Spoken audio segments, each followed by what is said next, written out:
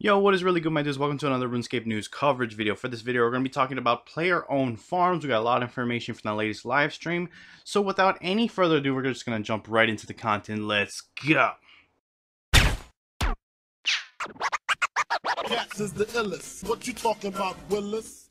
Alright guys, so what you're seeing on screen is a live stream of the player-owned farms. A bunch of this stuff that you're seeing is placeholder assets. The XP is placeholder. The currency is placeholder.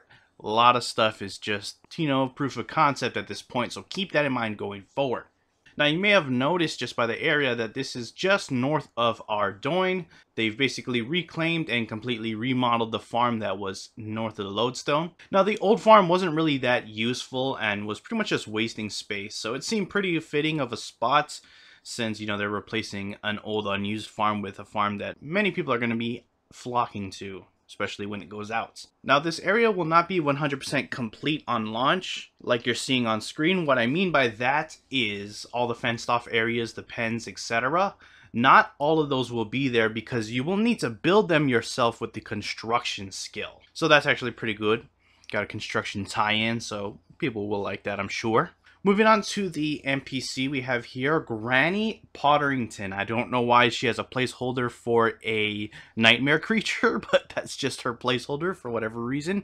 But obviously she looks like this, or she will look like this in the final build. But she's going to be the main NPC in this area. She's going to be where you're going to access the reward shop, which we will talk about later in the video. But just know that, that's, your go-to NPC for that stuff.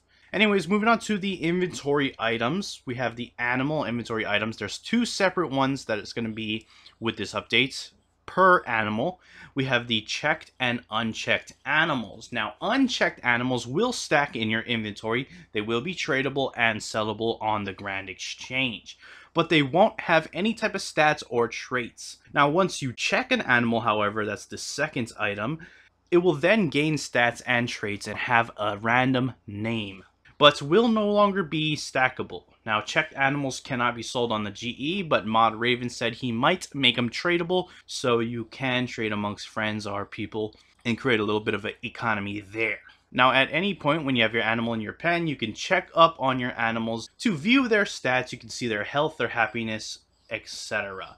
But you may notice that your animal might become diseased or unwell. This will affect your animal stats like health, happiness, breedability, and more. Now, Mod Raven has made it so you'll basically play doctor to figure out what is wrong with your animals. You will check out various of their body parts to determine symptoms that they may have. Once you determine what's wrong, you can administer one of several cures, based on the problems that you're seeing with your animal, and doing so will give you a chunk of farming XP.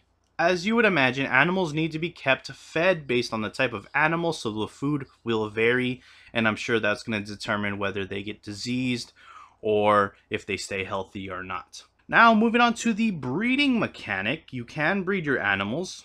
So there is a separate pen for breeding. You'll need to put a pair of animals in there that you want to breed.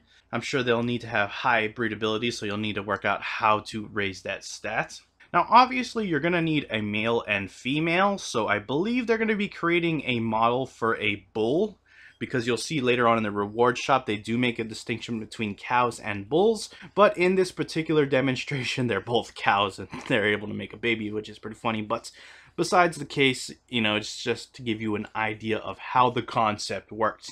And then you'll be able to actually create your own sustainable farm, creating more and more livestock.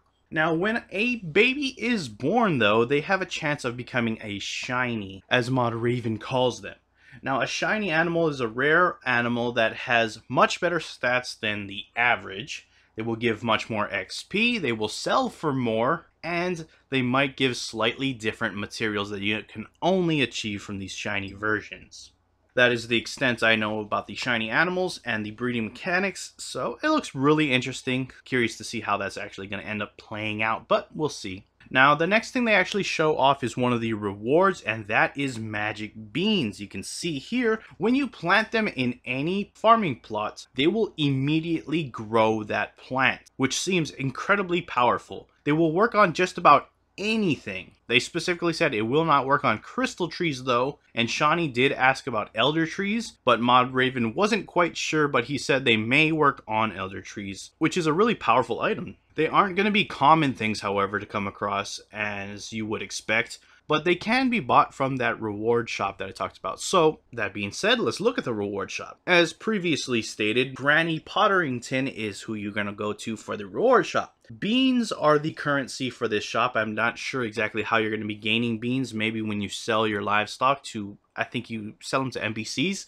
then you'll be getting beans, and that's what you're going to be using. Bear in mind that everything in the shop is pretty much 5 beans. That's just placeholder. It's not going to cost that much when this ends up going live. But there are animals you can see here in her shop. Not all of them are going to be available from her shop though. Others can be earned elsewhere. You can get them from like monster drops or contracts, which I'm sure are going to be part of this update, and from harvesting things in normal farming.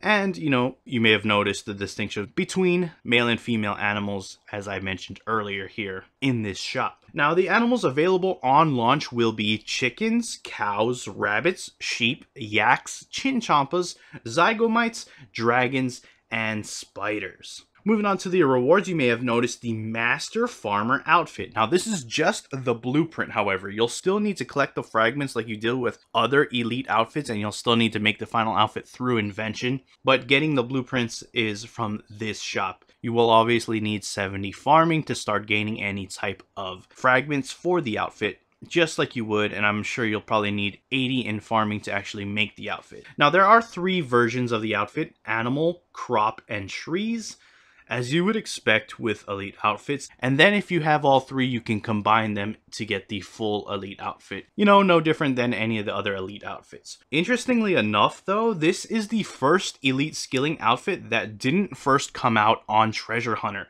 So that's actually worth noting. The next thing we have here is the herbicide and seedicide upgrades, which Mod Raven and Shawnee believe would pick up your herbs and seeds that you don't destroy, much like the Bone Crusher upgrade does for bones, but they don't have Mod Raleigh on to confirm that because he is the one who did create the items, but I'm pretty sure that's how it's going to work. Next up, we have manure. You can also buy manure from the shop. I don't know its purpose at this point, but I assume it'll help you in your crops in some way. But you can also get manure from your animals themselves, obviously. Moving on to the perk system though, because there is a perk system with this similar to like the aquarium. Now, when you're growing your animals, each growth stage will give you a chunk of farming XP. There are various different stages, from egg, if the animal has eggs, to baby, to adolescent, to adult, and then finally veteran.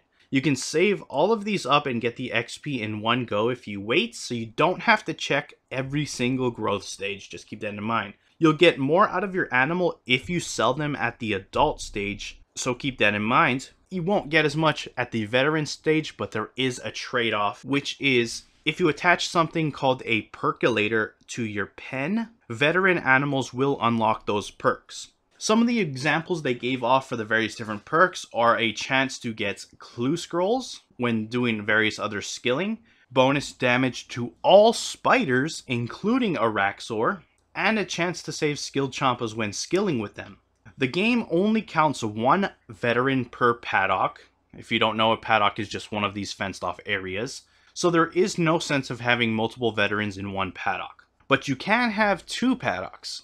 And if you really like a certain perk, you can double up on it. Now, it won't give you 2 times the benefit, but it will be better than just having 1 veteran. So you could choose, if you want, to have even more damage against Rax, for example, which is actually really cool. I like that versatility. Anyways, that's pretty much it. I'll have a bunch of the concept art to give you an idea of what you can expect or the feel of the various different things you can see. Obviously, we showed a bunch of placeholder and there was a bunch of colorful blocks that weren't modeled or anything like that. So this is actually the look and feel that they're aiming for with this final release, which looks really cool. Let me know what you guys think about it. Let me know what you think about anything discussed in this video. I'd love to hear your thoughts. I think this is going to be actually a much greater update than, early stages, or I might have anticipated in the beginning, but it does look fully fleshed out. I do not have an ETA of when this can come into the game or when we can expect it at all. I guess we're just gonna have to wait and see as time goes on, so just keep that in mind. I'm sure they're gonna keep us updated as more and more progresses with this update, but overall, really liking how it's shaping up, and it's looking amazing overall. The perks do seem really powerful and beneficial to not only just farming, but outside elsewhere, like I said, with the Araxxor damage buff. So with that, I'm gonna wrap up the video there.